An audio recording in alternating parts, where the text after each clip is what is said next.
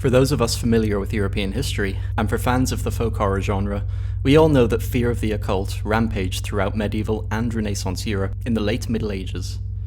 What many people probably don't know is that there was an estimated 40 to 60,000 executions for heresy during this time. Roughly 80% of those sentenced to death were women, often unmarried and of very low social status. The foundations of this murderous rampage was laid by decree of Pope Innocent VIII in 1484, who officially stated that witchcraft was not only real, but satanic, a pact with the devil himself. The Malleus Maleficarum, or the Hammer of Witches, was originally published in 1486 by German clergyman and inquisitor Heinrich Kramer. This text explicitly condemned witchcraft as heresy, and therefore gave religious courts both the license and the incentive to prosecute witches in whichever way they saw fit. It also gave teachings on how to identify and punish witches, becoming something of an official handbook for vigilantes and inquisitors alike. Other theologians openly condemned Heinrich Kramer's work, stating it promoted illegal practices that went against Catholic doctrines. However, the text was praised by Pope Innocent VIII. During this time, Heinrich Kramer also travelled to Innsbruck as the head of an inquisitional commission, with the stated intention of bringing witches to justice. The film we're about to explore is more than just a visually unsettling study of how the Church's fear of seduction and evil fed the flames of its pyres.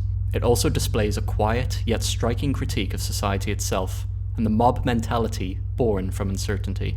1922's Häxan employs the imagery of witchcraft and desire to reveal the patriarchal fear of female sexuality, the Church's complicity in spreading hysteria, and the persecution of the poor and the marginalized. The content of this film is not only bizarre, but seductive in its own right, keeping even modern horror fans hooked to its feverish visuals, gently coaxing your morbid curiosity. The sheer silence throughout this film also plays hugely in its favor, allowing the visuals to adopt an uncanny characteristic in a way that almost resembles a found footage style video. Danish director Benjamin Christensen states towards the end that one of his elderly actresses quietly confessed something to him during filming. She said the following: "The devil is real. I saw him sitting by my bed." And with that, let us begin. Häxan, or The Witch in English, reveals how for hundreds of years fear of the unknown, mixed with untamed religious authority, turned superstition into mass murder. In the opening scenes of Häxan, director Benjamin Christensen explains how, in the Middle Ages, the devil and hell were very real to the population. As this film is a hybrid of both historical essay and horror, he first details to us the genesis of heresy. One of the greatest paranoias in superstitious medieval life was, of course, witchcraft. Witches were thought to have signed a pact with the devil, and as a result were to be burned at the stake. He explains how it was normal to believe that witches met in secret councils, crafted herbal ointments to spread diseases, miscarriage, and misery, and danced naked with each other at night, a pagan practice known more traditionally as becoming skyclad. Christensen uses this time to display historical sketches and carvings of these activities, before moving on to Part 1. Part 1 depicts an almost comical yet very historically important scene of one woman paying another visibly impoverished woman to craft her a love potion, which she intends to use secretly to feed a devoted man of the church, forcing him to become crazy with lust. Upon his seduction, he chases her into the woods and embraces her in a way that would be considered forbidden by the clergy. While this scene may seem almost comical by modern standards, its underlying message reveals a subtle yet powerful critique of gender and its relevance in the history of European occultism. By constructing a myth that women, as witches, gathered in secret to cast spells, brew love potions, and seduce virtuous men into committing immoral acts, society created a convenient narrative that protected men from any blame. In a deeply patriarchal medieval world, this rumor helped men shift any responsibility for lustful actions and the sin of sex before marriage entirely onto women, framing them as agents of sin rather than taking equal responsibility for actions that could cost them their livelihoods. This presents an extremely powerful basis on why women were persecuted to begin with. Later on, the director notes that the devil is believed to take on many forms, from a seducer to a knight. This line deliberately blurs gender, suggesting that temptation and seduction transcend the masculine and feminine alike.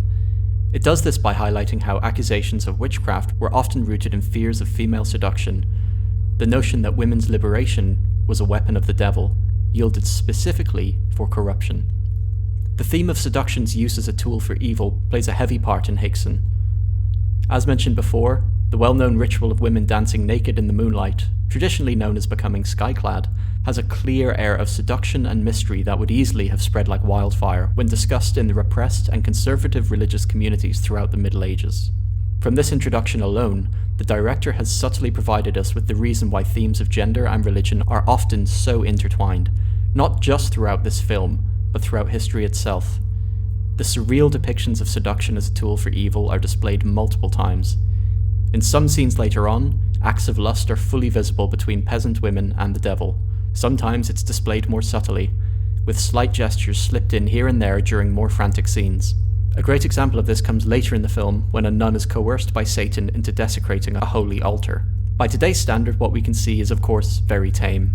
But for 1922, it was clear to see that the director wanted to make a strong statement about the church's twisted attempts to control the population's attitude towards women and seduction. Another important theme in this film is the idea of religion and its control of hysteria. In Part 3, the movie depicts a time when the Pope, presumably Pope Innocent VIII, sent inquisitors to Germany. This is an amazing depiction of the church's role in spreading hysteria in the face of uncertainty. For example, in one scene we can see one monk confronting another when rumours spread that he witnessed witchcraft, forcing him to testify and reminding him of the punishment for those who refuse witness against the occult. This small sequence once again bears historical truth. During medieval and Renaissance Europe, a series of illogical laws were enforced to prosecute those accused of heresy. Witnesses who refused to testify against the occult could then themselves be executed. As a result, individuals charged with heresy were almost always condemned to death, often driven by fear and peer pressure, rather than genuine evidence.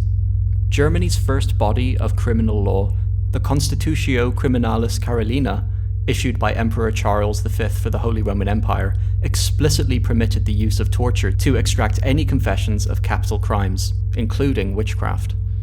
Unlike modern trials, the witch trials that were carried out by the church followed what's known as an inquisitorial system, meaning that any inquisitorial court itself was able to investigate, interrogate, and decide guilt. Needless to say, this system was rampant with abuse. While women were of course the main victim of religious hysteria, they weren't alone. Later on in the film, we can see the following passage. It states that companions of the devil are often poor and miserable. While it can be argued that this imagery was originally used to create frightening images of crooked old crones in the minds of children, it's worth returning to the idea that those killed by religious courts were almost always poor or vulnerable in some way. The idea that evil always stems from poverty. Anti-poor and classist attitudes were, and still are, common criticisms of the modern Catholic Church. In fact, throughout Häxan it's clear to see that all depictions of witches are shown in poverty-stricken communities, by characters who are visibly worse off. Direct parallels can even be drawn whenever any men of the clergy appear on screen.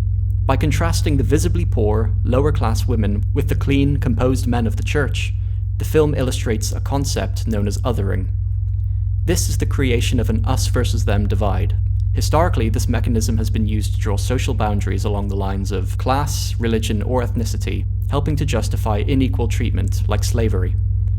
This is something that I feel the director was purposely trying to draw attention to, perhaps arguing that the church has historically used accusations of heresy and witchcraft to not only persecute women, but to persecute underprivileged populations.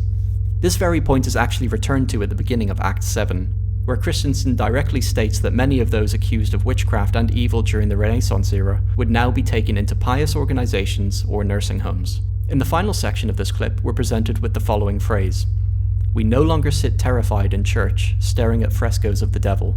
The witch no longer flies on her broom above rooftops. But isn't superstition still rampant among us?" The question lingers in an almost accusatory way. It's clearly a subtle jab at both religion and greater society's long-standing role in cultivating collective hysteria when dealing with things out of our control. This is a frighteningly modern perspective for a movie made almost 100 years ago. Director Christensen also concludes this movie with what many would consider to be a collection of proto-feminist ideas, ridiculing how the modern society of 1922, despite distancing itself from the days of religious hysteria, still treat older and vulnerable women with shun and disdain.